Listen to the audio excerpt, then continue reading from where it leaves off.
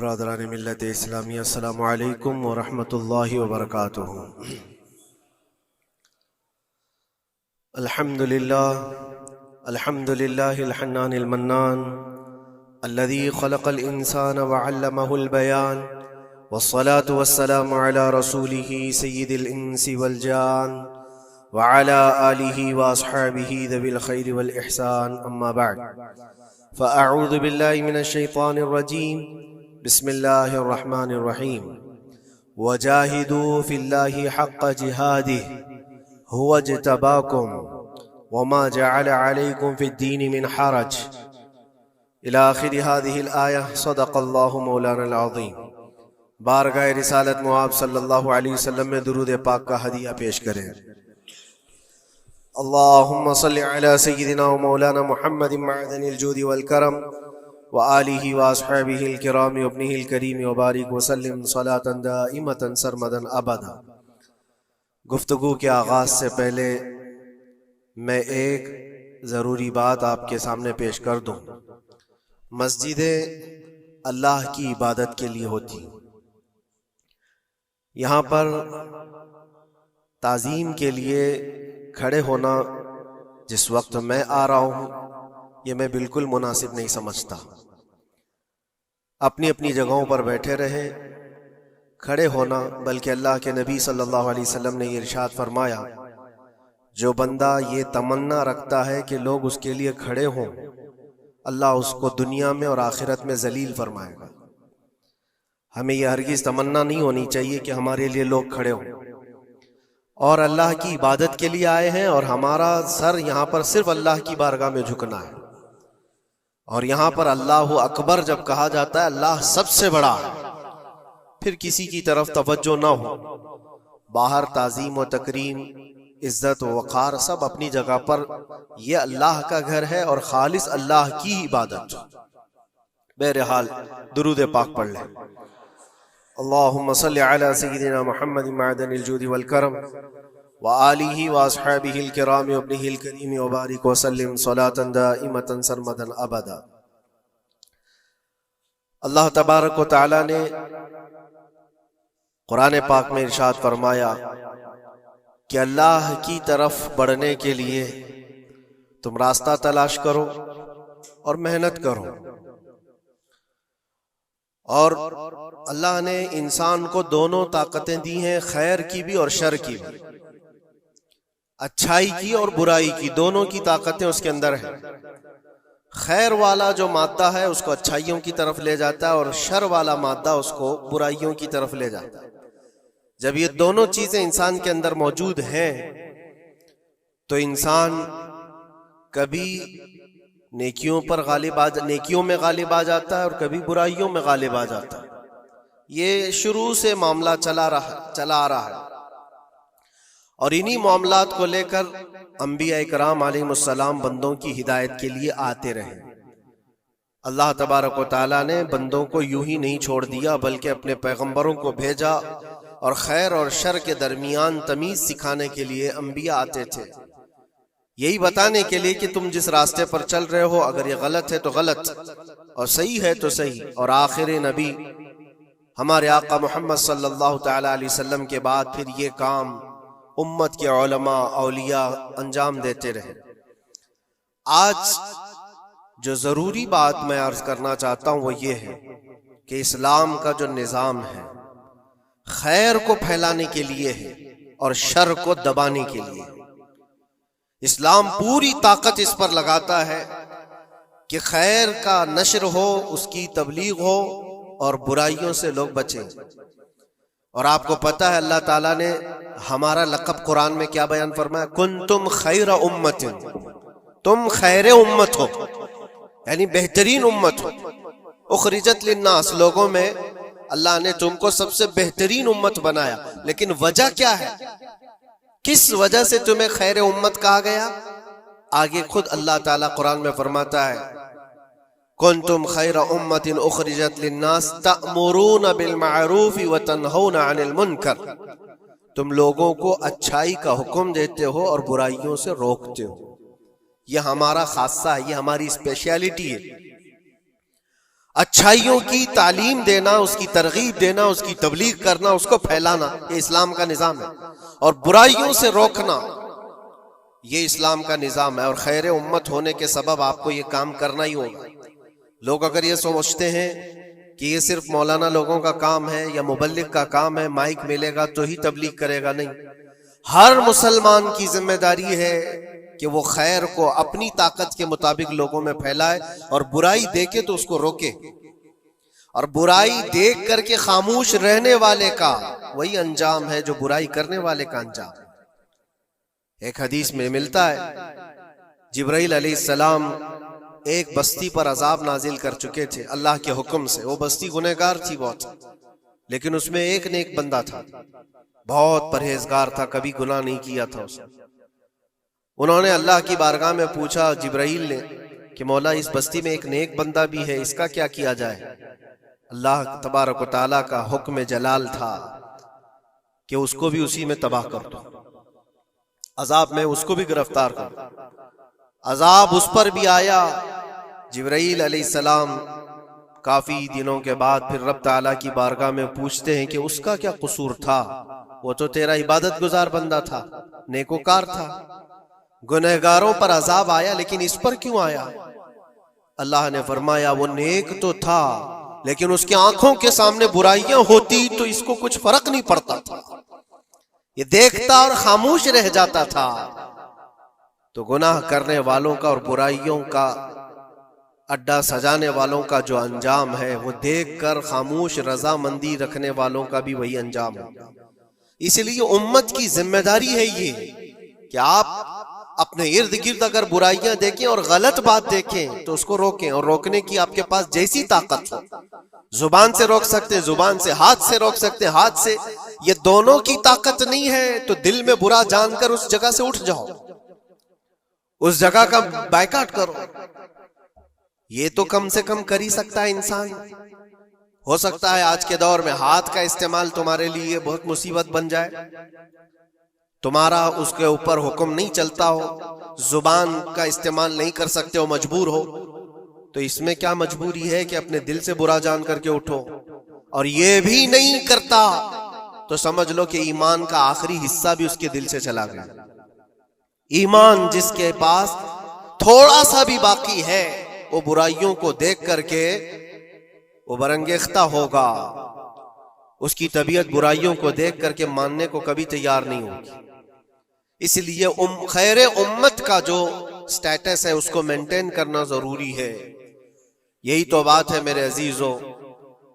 ہزار طرح کی مصیبتیں آئیں ہم پر، لیکن ہم اس مشن کو نہیں چھوڑ سکتے جو ہمارے ایمان کا حصہ ہے، جو ہمارے ایمان کا حصہ ہے. ہمیں جو برائی نظر آئے گی اس پر بولنا ہم پر واجب ہے، اور اس پر بھی خاموش اور مصلحت کی اور حکمت کی بات کر کے اس کے بہانے سے گوشہ نشین ہو جانا یہ امت کی ذمہ داری نہیں ہے. یہ تو راستہ تلاش کرنے اور بہانے کی بنانے کی ذمہ ایک سوچ ہے. باقی ہر عالم دین ہو، ہر مومن ہو، برائی کو دیکھے تو اس کا اظہار کرے اور لوگوں کو روکنے کی کوشش کرے. ایک بات اور میں بتاؤں، معاشرے میں کچھ سود خور ہیں، کچھ شرابی ہیں، اور ان کے متعلق ایسا ہے کہ وہ اچھا اثر اور رسوخ رکھتے ہیں. ہمارے علاقے میں ایک مرتبہ ایسا ہوا تھا کہ مجھے ایک جگہ تقریر کے لیے بلایا گیا اور کہا گیا پہلے ہی سے کہ یہاں پر سود کا کاروبار زیادہ چلتا ہے، آپ اس پر برائے کرم کچھ نہ بولیں، کیونکہ ہمارے محلے کے بڑے بڑے ذمہ دار لوگ جو ہیں وہ سب اس کاروبار میں مصروف ہیں. آپ سود پر کچھ نہ بولیں، باقی آپ کی ہر تقریر سننے کو تیار ہے. میں نے اس دن قسم کھا لی پورا 1 گھنٹہ سود پر ہی میں نے بیان کیا. نہیں بلانا اس کے بعد نہ بلاؤ، لیکن ہم سمجھوتا اس بات پر نہیں کرتے کہ تمہاری طبیعت دیکھ کر کے بات کریں، ہم رسول اللہ کی شریعت دیکھ کر بات کریں. ایک عالم دین کا یہ حق ہے کہ وہ برائی کو دیکھے تو اس کا اظہار کر کے منع کرے. مخالفت ہوگی، ہمیں پتہ ہے، برائیاں کرنے والے کریں گے، لیکن یہاں پر ایک بات مجھے یاد آتی ہے، اس بزم میں مقصود ہے اصلاح مفاسد. نشتر جو لگاتا ہے وہ دشمن نہیں ہوتا. ڈاکٹر تمہاری پھوڑی کو اگر کاٹتا ہے چاقو سے تو وہ قاتل نہیں ہے، وہ کلر نہیں ہے، وہ تمہارے جسم سے پھوڑی کو کاٹ رہا ہے، وہ ناسور کو نکال رہا ہے. تمہارے اندر برائی کو اگر ہم روک رہے ہیں، برا تھوڑی دیر کے لیے لگے گا. اسی لیے میں اکثر ایک جملہ کہتا ہوں، بخار کی دوا کڑوی ہوتی ہے، نگل لو تو فائدہ ہے. ظاہر سی بات ہے تمہارے اندر کچھ برائیاں ہیں، اگر ہم نے اس کو کہا، انگلی رکھی، تو ہو سکتا ہے آپ ہم کو علماء کی فہرست سے ہی ہٹا دیں گے، کہیں گے یہ مولانا ہی نہیں ہے، یہ عالم ہی نہیں ہے، کیونکہ طبیعت جلدی کسی کو ایکسپٹ نہیں کرتی. برائیوں سے روکنا ایک بہت بڑی ذمہ داری ہے. جانتے ہیں مکہ مکرمہ میں سارے لوگ حضور پاک صلی اللہ تعالی علیہ وسلم کے ایسے فدائی تھے. اعلان نبوت سے پہلے کی بات کر رہا ہوں، حضور کے اخلاق پر کوئی انگلی نہیں اٹھا سکتا تھا. جتنی اچھائیوں کا حضور نے حکم دیا سب کو وہ ایکسپٹ کرتے تھے، مانتے بھی تھے. لیکن جہاں برائیوں کے لیے روکا کہ یہ غلط ہے، اس کو ایکسپٹ کرنے کو طبیعت نہیں مانتی. اتنے سالوں سے ہم کرتے آ رہے ہیں، ابھی آپ آ کر روک رہے ہیں، یہی تو دشمنی شروع ہوئی. اور ہم یہاں پر اسی بات کے لیے کہتے ہیں کہ یہ اللہ کے نبی صلی اللہ تعالی علیہ وسلم کے فرامین کے مطابق اور قرآن کے مطابق ایک بڑا جہاد ہے. برائیوں سے لوگوں کو بچانا، روکنا اور اپنے نفس کو بچانا، یہی جہاد جس کے متعلق حدیث پاک میں ملتا ہے، رجعنا من الجہاد الاصغر الى الجہاد الاکبر. جو جنگ ہوتی ہے نا آمنے سامنے میدانوں میں، اس کو حضور نے فرمایا یہ چھوٹا جہاد ہے، اور برائیوں سے لڑنا یہ بڑا جہاد ہے. اپنے نفس سے لڑنا جو برائیوں کی طرف ہمیں لے کر کے جاتا ہے، یا برائیوں سے روکنا کسی کو، یہ بڑا جہاد ہے. یہاں پہلوانی دکھانا، ایک دوسرے کو کشتی میں پچھاڑ دینا، یہ تو طاقت کا کھیل ہے. لیکن کسی کو برائیوں سے باز لے کر کے آ جانا، یہ بہت بڑی طاقت کا مظاہرہ کرنا ہوتا ہے، بہت بڑی. اگر تمہاری زبان سے کوئی بچ گیا برائیوں سے تو سمجھ لو کہ تم نے اس کے ساتھ ایک بہت بڑا کار خیر کیا ہے. اللہ کے نبی صلی اللہ علیہ وسلم فرماتے ہیں حضرت علی سے، یا علی لَأَن يَهْدِيَ اللَّهُ بِكَ رَجُلًا خَيْرٌ لَكَ مِنَ الدُّنْيَا وَمَا فِيهَا. اے علی، تمہارے ذریعے سے اگر ایک آدمی بھی سیدھے راستے پر آیا تو پوری دنیا کمانے سے بہتر ہے، تمہارے پوری دنیا سے بہتر ہے. ایک آدمی اگر سیدھے راستے پر آ گیا تو اسلام کا پورا نظام یہ ہے، خیر کی طرف لوگوں کو بلانا اور شر سے لوگوں کو روکنا. اور یہ ذمہ داری اگر قوم بھولتی چلی جائے گی تو یہ قیامت کی نشانیوں میں سے یہ بھی ہے. حضور پاک صلی اللہ تعالی علیہ وسلم نے ارشاد فرمایا، لوگ اچھائیوں کا حکم دینا چھوڑ چکے ہوں گے، برائیوں سے روکنا بند کر چکے ہوں گے، حتیٰ کہ ان کے آنکھوں کے سامنے راستوں پر زنا ایسے ہوگا جیسے گدھے جوڑا کھاتے ہیں، جانور زنا کرتے ہیں، اس طرح سے انسان ان کے آنکھوں کے سامنے کیا کریں گے اور یہ کچھ نہیں کہیں گے. یہ طبیعت آتی جائے گی تو یہ قیامت کی نشانیوں میں سے. آج یہی حالات تو ہے.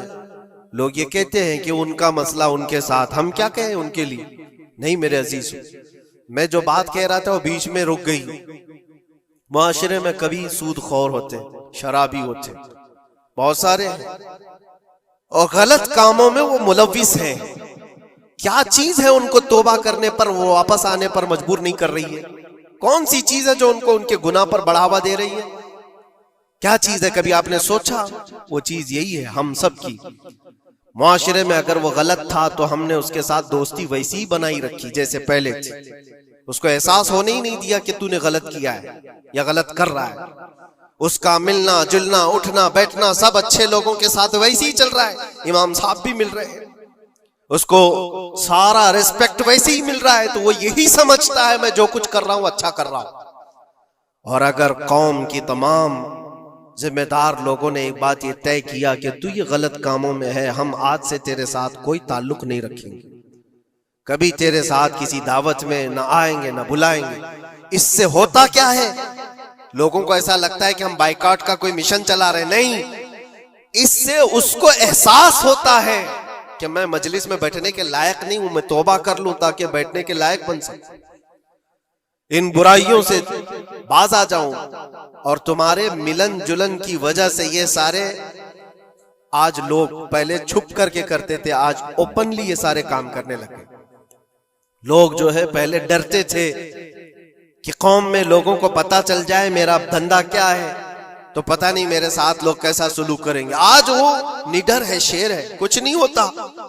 آج لوگ جس کے پاس پیسہ زیادہ ہے اس کی عزت کرتے ہیں، اس کے ساتھ سانٹ گانٹ ویسی ہوتی ہے، سب اچھے لوگ بھی اس کے یہاں آتے ہیں جاتے ہیں، سب ہوتا ہے۔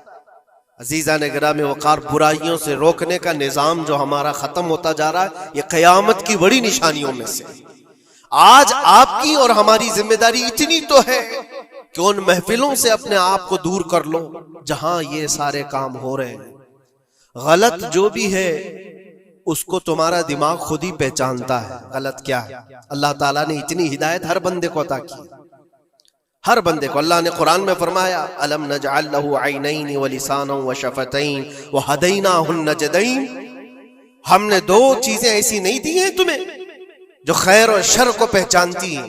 ہر انسان، آپ کو کسی نے بتایا نہیں کہ آگ گرم ہوتی ہے، بچپن سے بتایا نہیں جاتا ہے، انسان اپنی خود تجربات سے یا دیکھ دیکھ کر کے سمجھتا ہے، وہ آگ میں ہاتھ ڈالتا نہیں ہے۔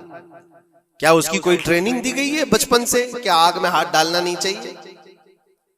تمہاری طبیعت نے خود ہی فیصلہ کیا ہے کہ یہ جلاتی ہے چیز، یہ گرم ہے، یہ نقصان دہ ہے۔ تو یہ ہدایت اللہ نے ہر بندے کو عطا کی ہے۔ کیا آپ نے اپنے بچوں کو یا آپ کو کسی نے بچپن سے سکھایا ہے کہ جو گندگی ہے، جو غلاظت ہے، پخانا ہو، گوبر ہو، یہ نہیں کھایا جاتا؟ یہ چیزیں سکھائی نہیں جاتی، انسان کی طبیعت میں ہے کہ اس کو ایکسپٹ نہیں کرتی طبیعت، دماغ خود ہی کہتا ہے یہ گندی ہے، یہ بری ہے۔ تو اتنی ہدایت تو اللہ کی طرف سے ہے خیر اور شر کو پہچاننے کی، اور کچھ ایسی باریکیاں ہیں جس کو علماء بیان کرتے ہیں یہ برا ہے اور یہ اچھا ہے۔ عزیزان گرامی وقار، آج امت کی یہ بہت بڑی ذمہ داری ہے جس کو فراموش کیا جا رہا ہے۔ اس ذمہ داری کو ایسا نہیں ہے کہ صرف علماء نبھائیں گے، عوام الناس کو بھی اس ذمہ داری پر آنا چاہیے۔ آواز ہر برائی کے خلاف اٹھاؤ، اور یہاں تک کہ اس پر اگر تمہاری موت بھی آتی ہے تو وہ شہادت کی موت ہے، وہ شہادت کی موت ہے۔ برائیوں سے روکتے ہوئے اگر کوئی قتل ہو گیا یا اگر کوئی دنیا سے انتقال کر گیا تو اس کی موت کو شہادت کی موت قرار دیا گیا ہے۔ یہاں تک کہ ایک حدیث میں یہ بھی ملتا ہے کہ کوئی بندہ حضور پاک صلی اللہ تعالی علیہ وسلم کے بتائے ہوئے تعلیمات کو لوگوں تک پہنچانے کا سفر کر رہا تھا، لوگوں کو اچھائیوں کا حکم دینے کا سفر کر رہا تھا، برائیوں سے روکنے کا سفر کر رہا تھا، اس دوران اس کا انتقال ہو گیا تو حضور فرماتے ہیں اس کا درجہ نبیوں اور شہیدوں کے بیچ میں ہوگا قیامت کے دن، اس کو درمیانی حصے میں رکھا جائے گا نبیوں اور شہیدوں کے بیچ میں، کیونکہ ایک بہت بڑی ذمہ داری اٹھا کر چل رہا ہے وہ، بہت بڑی ذمہ داری۔ اب یہ ضروری نہیں آج مجھے یہ مائک ملا یا کوئی بہت بڑا پلیٹ فارم ملا جو مجھے لوگ سن رہے ہیں، ہماری ذمہ داری بڑی ہے۔ آپ کو آپ کے گھر کے بچے سن رہے ہیں، آپ کسی جگہ پر مینیجر ہیں تو آپ کے ماتحت رہنے والے جو کام کرنے والے ہیں وہ آپ کو سن رہے ہیں۔ کلکم مسئول عن رعیتہ، یہ حدیث پاک میں، تم میں سے ہر کوئی ذمہ دار ہے اپنے ماتحت رہنے والوں کا، تو ان کو روکنا تمہاری ذمہ داری ہے۔ اگر پوری دنیا کو نہیں روک سکتے، پورے محلے کو نہیں روک سکتے، اپنے ماتحت رہنے والوں کو تو روک سکتے ہو، اپنی اولاد کو، اپنے آس پاس والوں کو جو تمہاری بات ایکسپٹ کر سکتے ہیں ان کو تو روکو، ان کو برائیوں سے روکنا ہی تمہاری ذمہ داری ہے۔ معاشرے کا نظام جو آج ڈس بیلنس ہے اس کی ایک بڑی وجہ یہ ہے کہ ہم نے اس ذمہ داری کو چھوڑ دیا ہے۔ ہوتا کیا ہے میں آپ کو بتاؤں، کچھ گھروں سے ہمیں یہ شکایت ملی، بچے ایسے ہو گئے ویسے ہو گئے، ماں کو الٹا کہہ رہے ہیں، باپ کو گالیاں دے رہے ہیں، آج یہ اپنی مرضی کی چلا رہے ہیں، فلاں ہیں وہ ہے۔ کب تمہیں یہ ہوش آ رہا ہے؟ جب وہ 20-25 سال کے ہو گئے، 20-25 साल से तुम सिर्फ और सिर्फ उनको वॉच करते रहे, देखते रहे, और जब बिगाड़ आ गई तब आपको ख्याल आया कि ये बिगड़े हुए हैं। ऐसा है मेरे अजीजों, आपने अपनी जिम्मेदारी का एहसास करना है उस वक्त से जब बच्चा होश के आंख खोल रहा है, और हर जमाने में उसके साथ आप अच्छाई का हुक्म देना और बुराई से रोकना, ये इंतजाम करते रहो। ये मत सोचो मेरा बच्चा बहुत अच्छा है, कभी आंख उठा करके नहीं देखता किसी, तो अच्छा है, लेकिन उसको अच्छे को भी नसीहत की जरूरत है। इंसान की तबीयत है। मैं आपको बताऊं, इस कायनात में सबसे अच्छे लोग कौन थे? सबसे अच्छे वो रसूलुल्लाह के सहाबा, उनसे अच्छे कोई है? और ये मिलता है, बुजुर्गों ने फरमाया क़यामत तक जो सबसे अच्छे पैदा होने वाले थे, अल्लाह ने उनको चुन करके रसूलुल्लाह का सहाबी बनाया। सबसे अच्छे लोग थे वो, सबसे अच्छे। लेकिन उन सबसे अच्छे लोगों को भी रसूल पाक सल्लल्लाहु अलैहि वसल्लम 8 दिन से ज्यादा गैप नहीं देते थे, उनको नसीहत करते रहते थे। जो दुनिया के सबसे अच्छे लोग हैं उनको नसीहत की जरूरत है, तो इस बिगड़े हुए दौर में हम सबको कितनी जरूरत है। वो सिर्फ आपको नहीं, मुझे भी जरूरत है। हम भी ढूंढने के लिए निकलते हैं किसी मशाइख के पास, बैठे वहां पर उनकी नसीहतें हमारे दिल पर असर करें। अज़ीज़ान गिरामी वक़ार, इस जिम्मेदारी से आप कभी अपने आप को सुबुकदोश मत करना। 8 दिन के लिए भी नहीं, अपने मातहत जो है कोई ना कोई चीजें उनको अच्छाइयों का हुक्म दे